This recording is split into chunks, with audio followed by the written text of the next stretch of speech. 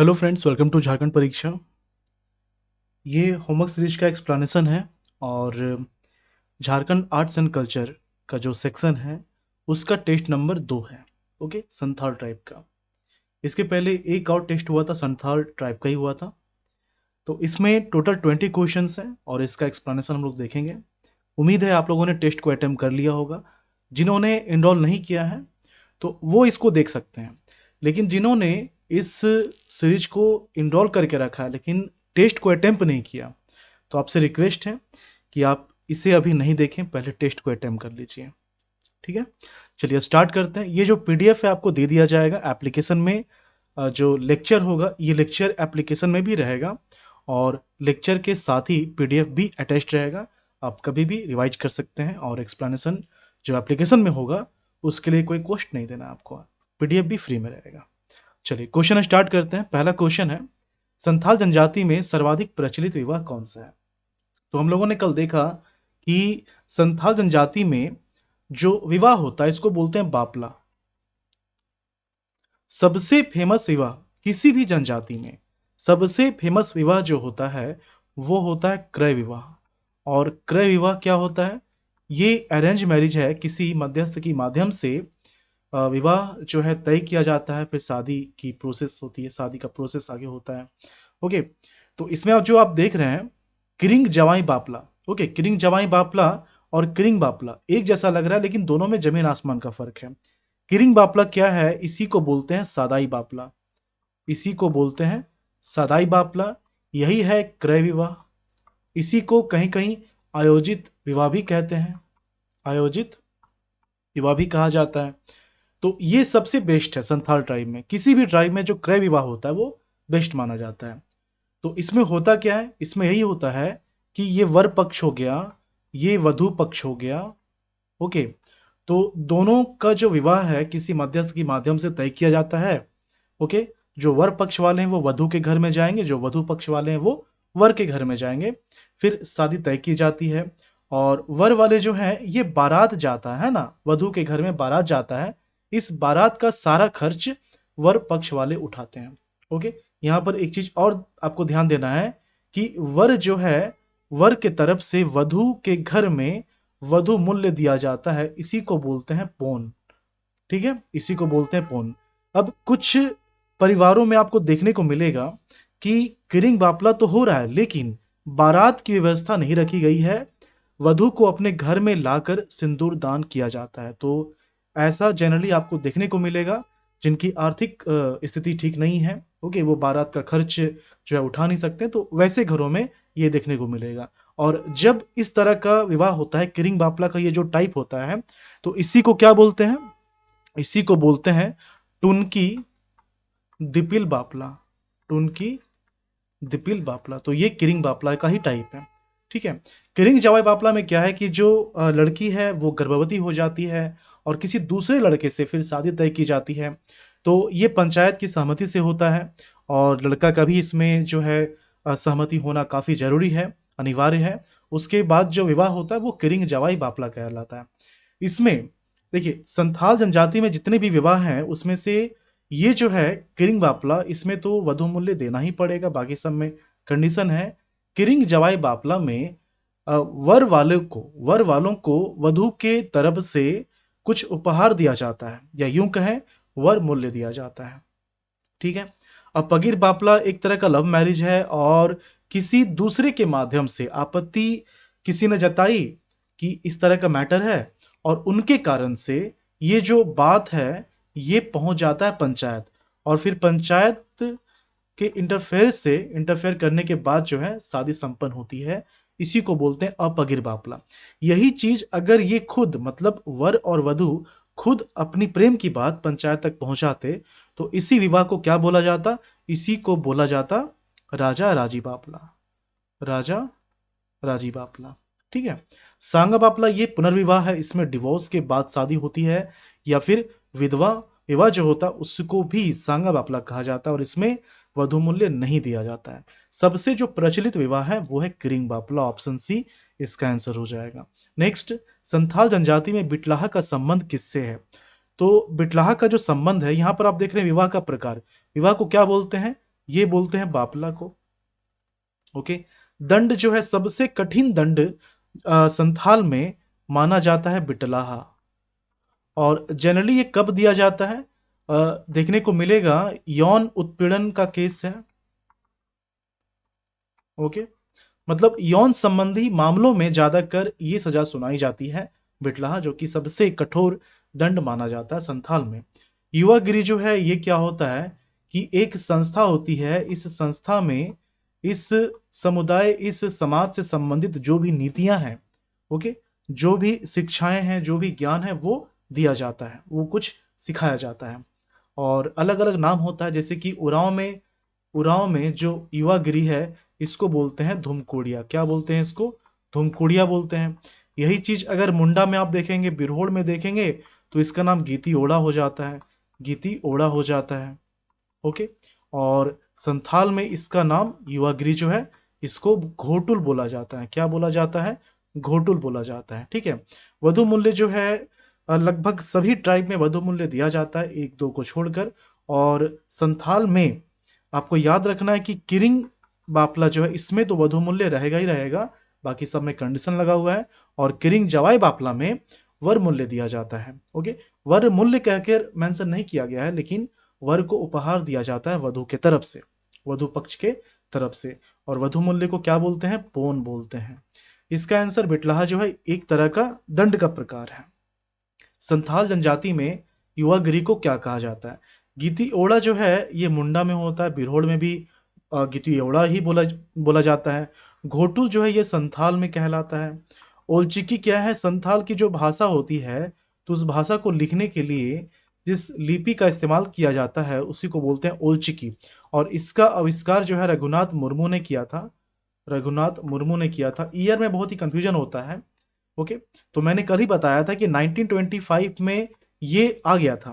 Okay, existence में आ गया था। ओके। 28 में क्या होता है? 1928 में बहुत से लोगों के बीच इसको मतलब पब्लिकली इसको जो है बहुत लोगों के बीच रिप्रेजेंट किया जाता है। फिर मैंने कहा था कि 1939 में महाराजा के सामने, जो मयूरभंज के महाराजा थे, ये रघुनाथ मुर्मू मयूरभंज के रहने वाले थे, उड़ीसा के रहने वाले थे, और इनकी शादी झारखंड में हुई है। तो 39 में महाराजा के सामने जो ओलची की लिपि है इसका प्रदर्शन किया जाता है। ओके। फिर 46 में फर्स्ट टाइम ऐसा देखने को मिलता है कि ये जो है इसमें कुछ इस लिपि में पब्लिकेशन स्टार्ट हो रहा है। तो 39 से 46 का समय इंपॉर्टेंट है। बहुत जगह आप देखेंगे 1941 लिखता है, तो कोई एक ईयर नहीं है, ये डेवलपमेंट का साल चला आ रहा है। ओके। 25 से स्टार्ट होता है, 46 तक ये चलता है। ठीक है। तो यहां पर है, एक मिनट, मुझे थोड़ा सा,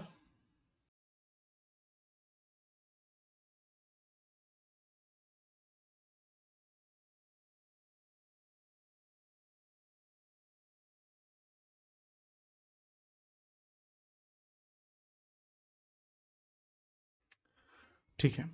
तो ये हो गया क्वेश्चन नंबर 3। इसका आंसर क्या हो जाएगा? जो युवागिरी है वो संथाल में घोटुल कहलाता है, और बापला ये शादी को बोलते हैं।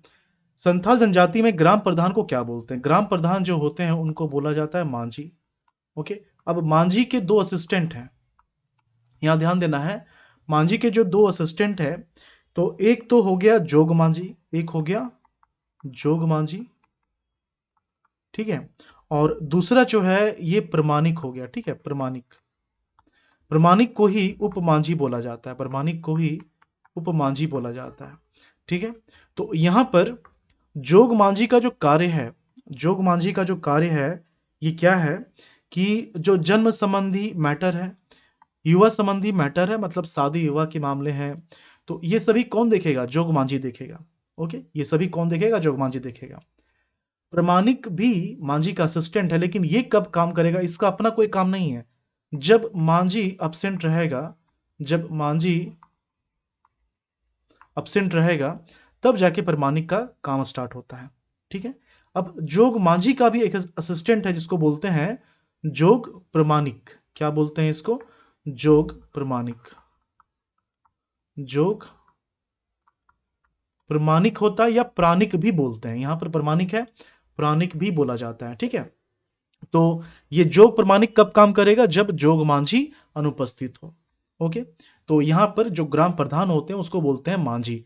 प्रमाणिक क्या हो गया, मांझी का असिस्टेंट हो गया, मांझी की अनुपस्थिति में ये मांझी का काम करेगा, इसको उपमांझी भी बोला जाता है। जोग मांझी भी मांझी का असिस्टेंट होता है, लेकिन ये युवा संबंधी मैटर को देखता है। नायके जो होता है ये धार्मिक प्रधान होता है, ये धार्मिक प्रधान होता है किसमें, धार्मिक प्रधान होता है संथाल जनजाति में। इसका आंसर ऑप्शन सी हो जाएगा। नेक्स्ट, संथाल जनजाति में गांव का संदेश वाहक कौन होता है। अभी हम लोगों ने देखा कि जो ग्राम प्रधान है ये मांझी होता है, ये क्यों कौन होता है, मांझी होता है। ओके, ग्राम प्रधान हो गया। अब इसके जो भी फैसले हैं, इसके जो भी फैसले हैं, अब फैसला को जो है गांव तक पहुंचाना है, गांव के लोगों तक पहुंचाना है। ठीक है, कोई नोटिस देना है, या फिर कोई इवेंट है, इवेंट के बारे में जानकारी देनी है कि कब क्या होने वाला है। ठीक है, या फिर किसी चीज के लिए, मीटिंग के लिए लोगों को एकत्रित करना है। तो ये सारे काम किसके हैं, ये सारे काम है गोड़ाइत का। किसका है, ये सारा काम है गोड़ाइत का। ओके, बाकी मांझी ग्राम प्रधान है, मांझी का असिस्टेंट जोग मांझी कहलाता है, युवा संबंधी मैटर को देखता है, और इसके अनुपस्थिति में जोग प्रमाणिक काम करता है। मांझी अनुपस्थित रहेगा तो इसका कार्यभार कौन संभालेगा, प्रमाणिक संभालेगा, इसको उपमांझी भी बोलते हैं। यहां पर इसका आंसर ऑप्शन सी गोड़ाइत हो जाएगा। क्लियर। नेक्स्ट, संथाल गांव में पंचायत की बैठक जहां होती है उस स्थान को क्या कहा जाता है। यहां पर जाहिर थान आप देख रहे हैं, तो जाहिर थान से ऐसे समझना है कि इसमें देखिए, इसके जो प्रमुख देवता होते हैं, जो प्रमुख देवता होते हैं, प्रमुख देवता जो होते हैं ये कौन होते हैं, ये होते हैं सिंगबोंगा। ठीक है, ये सिंगबोंगा होते हैं। उसी तरह से अलग अलग देवता हैं। तो जो ग्राम देवता होते हैं, ग्राम देवता भी बहुत सारे हैं, तो जो प्रमुख ग्राम देवता हैं, प्रमुख ग्राम देवता, उनको बोलते हैं जाहिर एरा, जाहिर एरा। अब हर देवता का एक निवास स्थान माना जाता है, तो जाहिर एरा का जो निवास स्थल है, उसी स्थल को बोलते हैं जाहिर थान। क्या बोलते हैं, जाहिर थान बोलते हैं। और ये जहां पर होता है वहां पर सखुआ का पेड़ या महुआ का पेड़ होगा। ओके, जहां पर पूजा की जाती है उसको सरना बोलते हैं। ओके, गांव का मांझी का घर यहाँ पर है, इसी के बगल में मांझी थान देखने को मिलता है। तो मांझी थान क्या होता है, मांझी यहाँ बैठता है, ये घर के बगल में ही होता है, मांझी के घर के बगल में ही होता है, मांझी थान होता है ये। ओके, जहां मांझी जहाँ बैठता है, जहां पंचायत की बैठक होती है। तो इसका आंसर ऑप्शन सी हो गया, मांझी थान। उसके बाद ओके, उसके बाद ये जो अखड़ा, अखड़ा में क्या होता है, कल्चरल इवेंट होता है। अखड़ा में कल्चरल इवेंट होता है। ठीक है, तो यहां पर इसका आंसर ऑप्शन सी मांझी थान हो गया। नेक्स्ट, संथाल में सरहुल को किस नाम से जाना जाता है। तो सरहुल जो है जनजातियों के लिए सबसे बड़ा फेस्टिवल है, जनजातियों की जनजातियों का सबसे बड़ा फेस्टिवल है। ये पीडीएफ आपको मिल जाएगा एप्लीकेशन में, और इसके लिए कोई कॉस्ट नहीं देना है। ठीक है, जनजातियों का सबसे बड़ा फेस्टिवल है। अब इसके नाम अलग अलग हैं। अच्छा, यहां पर एक चीज ध्यान देना है कि जनजातियों का ओवरऑल अगर बोला जाए तो सबसे बड़ा फेस्टिवल सरहुल हो जाता है, लेकिन अगर स्पेशली पूछा जाए संथाल के लिए तो हो जाएगा क्या, सोहराय, जो कि पशु से संबंधित है। क्या हो जाएगा, सोहराय हो जाएगा, पहला चीज। दूसरा क्या है कि इसके नाम अलग अलग हैं अलग अलग ट्राइब में। जैसे कि संथाल में सरहुल को सरहुल नहीं बोला जाता है, तो क्या बोला जाता है सरहुल को, सरहुल को जो है बोला जाता है बा परब। ठीक है, बा परब बोलते हैं। संथाल के बाद उरांव की बात की जाए तो उरांव में सरहुल को क्या बोलते हैं, खद्दी बोलते हैं, खद्दी बोला जाता है। मुंडा में सरहुल को सरहुल ही बोलते हैं, सरहुल ही बोलते हैं। मुंडा के बाद एक खड़िया आप याद रखिए, खड़िया में सरहुल को जकोर बोला जाता है। क्या बोलते हैं, जकोर बोलते हैं। ये बिल्कुल प्रकृति से संबंधित है, फूलों का त्योहार है। पिछले बार 7th जेपीसी में क्वेश्चन भी आया था, तो फूलों के त्योहार से ऐसा क्वेश्चन पूछा गया था कि कौन सा त्योहार फूलों का त्योहार है, तो सरहुल ही है। और ये कब मनाया जाता है ये भी आपको याद रखना है, चैत माह में। अब शुक्ल पक्ष की कृष्ण पक्ष, तो शुक्ल पक्ष, अब शुक्ल पक्ष में 15 दिन है, तो शुक्ल पक्ष का जो तृतीया है उस दिन जो है ये सरहुल मनाया जाता है। ओके, तो संथाल में सरहुल को क्या बोलते हैं? संथाल में सरहुल को बा परब बोलते हैं। और ये जो बाहा है, ये किस तरह का पर्व है? ये एक तरह का होली है। एक तरह का जो है होली है, शुद्ध जल से खेला जाता है, फागुन में खेला जाता है। ओके, कर्मा जो है, कर्मा ये भी होता है और बहुत सारे ट्राइब में कर्मा भी फेमस है। ठीक है, इसके बाद एरोक है। तो एरोक क्या होता है? ये बीज बोने वाला त्योहार है, आषाढ़ माह में किया जाता है। इसका आंसर ऑप्शन बी बापरब हो जाएगा। नेक्स्ट, आषाढ़ माह में बीज बोते समय कौन सा पर्व मनाया जाता है? ये सकरात जो है पौष के समय, पूस के समय। ओके, जो मकर संक्रांति है उसी को सकराती बोलते हैं, ये हो गया। जापाट क्या है? जापाट जैसे फसल की खेती की गई। ओके, अब अन्न की वृद्धि हो जाए इसलिए ये जापाट मनाया जाता है। भागसिम क्या है? जैसे गांव है, अब गांव का जो शासन व्यवस्था उसमें अलग अलग ऑफिसर्स हैं। ठीक है, तो हो सकता है कि हर साल चेंज हो, हर साल नया नया ऑफिसर बने, किसी की मृत्यु हो गई, किसी को हटा दिया गया, कुछ भी कारण हो सकता है। तो जो नया ऑफिसर है उसका जो अपॉइंटमेंट होता है, जो कार्यभार ये संभालते हैं, वो भागसिम के बाद ही संभालते हैं। तो एक तरह से ये जो भागसिम है ये वैसा फेस्टिवल है जहां गांव के ऑफिसर्स अपने पद जो है ग्रहण करते हैं। ओके, ये भागसिम नाम सही लग रहा है कि ये जो है माघ में मनाया जाता है। ठीक है, एरोक अभी जस्ट बताया गया कि ये जो है आषाढ़ के समय मनाया जाता है और बीज बोने का त्योहार है। ठीक है, तो जो बीज बोने का त्योहार है वो है एरोक, ऑप्शन डी। नेक्स्ट, धान की हरियाली आने पर अच्छी फसल हेतु कौन सा पर्व मनाया जाता है? बाप पर्व संथाल में क्या कहलाता है? ये जो सरहुल है, सरहुल को बापरब बोलते हैं। ओके, इसके नाम अलग अलग है। मुंडा में सरहुल बोलेंगे, खड़िया में क्या बोलते हैं?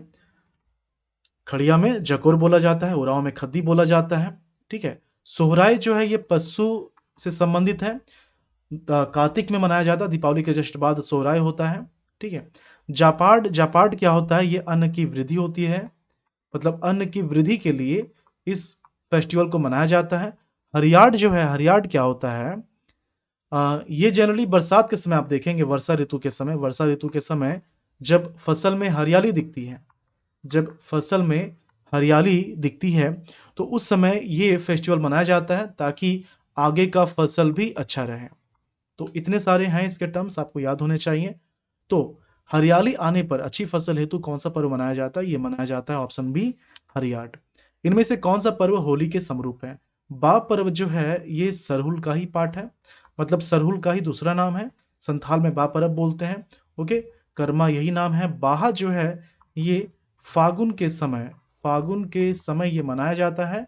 ओके, और ये होली के तरह ही है, होली की तरह ही है। शुद्ध जल से बाहा पर्व जो है खेला जाता है। सोहराय ये कार्तिक माह में मनाया जाता है, दीपावली के जस्ट बाद। और ये पशु त्योहार है, पशुओं की पूजा की जाती है, मवेशियों की पूजा की जाती है। तो जो होली के समरूप है वो है बाहा पर्व, ऑप्शन सी। नेक्स्ट, संथाल जनजाति के लोग किस कार्य में निपुण होते हैं? अच्छा, ये निपुण और कुशल, इसमें जो है आप कंफ्यूज कर रहे होंगे। ओके, तो निपुण कुशल जो है ये एक ही तरह का वर्ड है। ओके, एक ही वर्ड है, इसका मीनिंग भी एक ही निकलता है, लेकिन दोनों अलग अलग जगह कब यूज करेंगे। कुशल जो है, कुशल का तो एक शाब्दिक अर्थ ये हो गया कि उस काम को अच्छा ये करेगा, लेकिन इससे बेहतर जब बताना हो, है ना, इससे बेहतर अगर दिखाना हो तो हम लोग क्या यूज करेंगे? निपुण यूज करेंगे। ठीक है, निपुण यूज करेंगे, ये चीज है।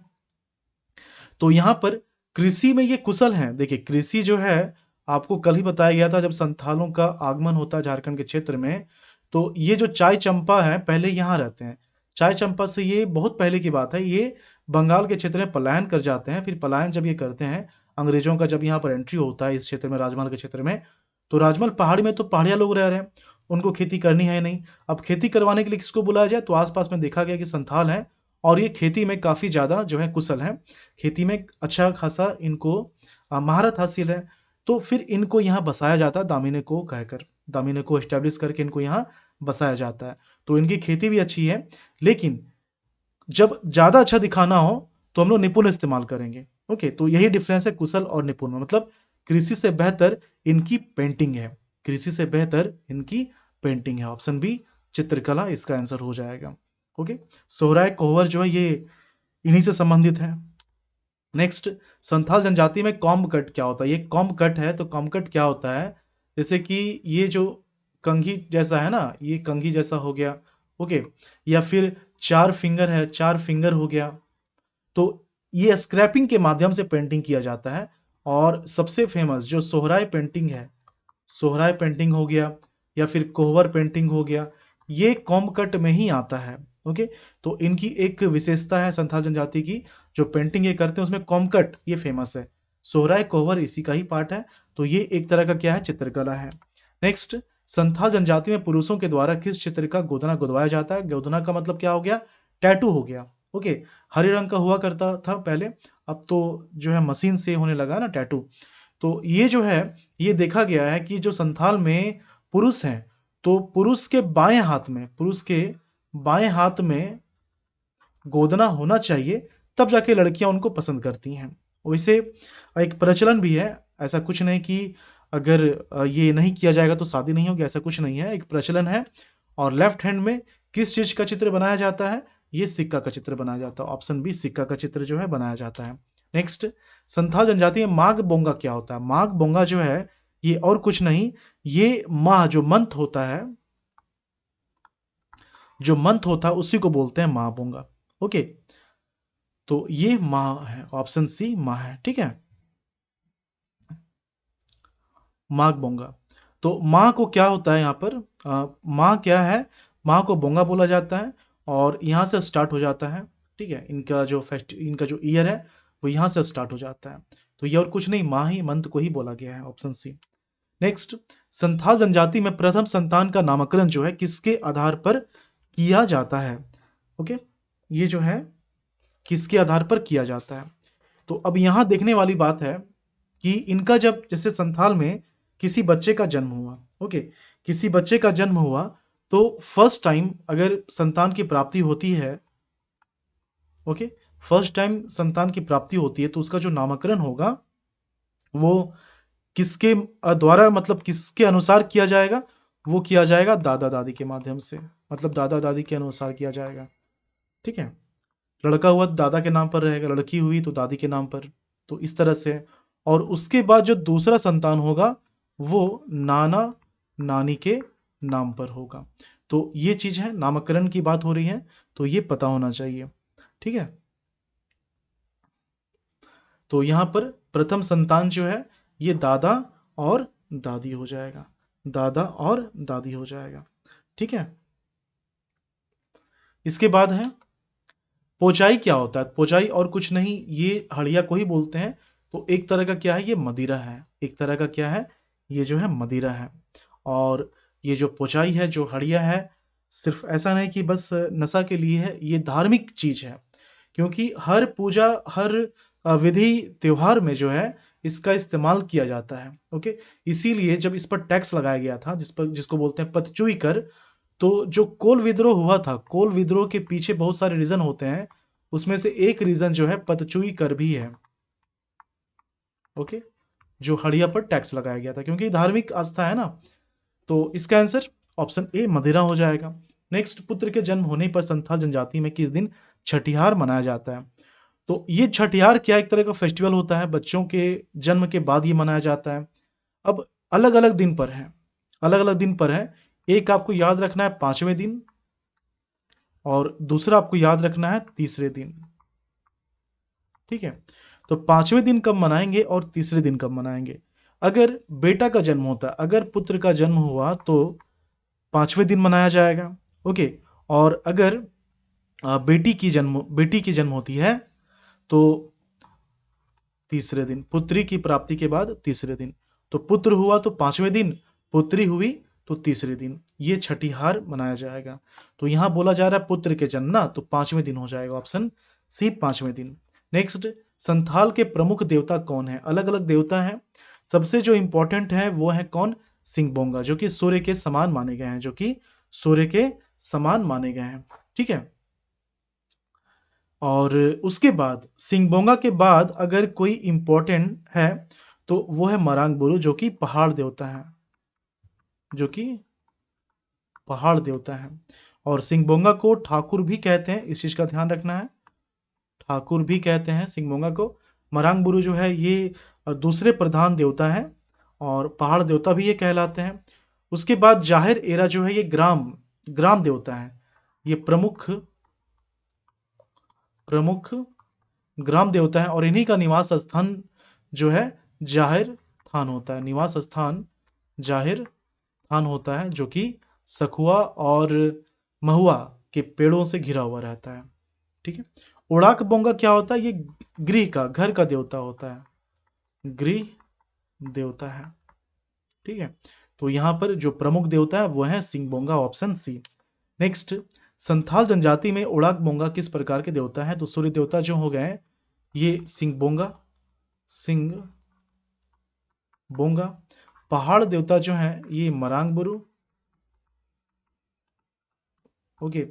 ग्राम देवता जो है ये जाहिर एरा, जाहिर एरा।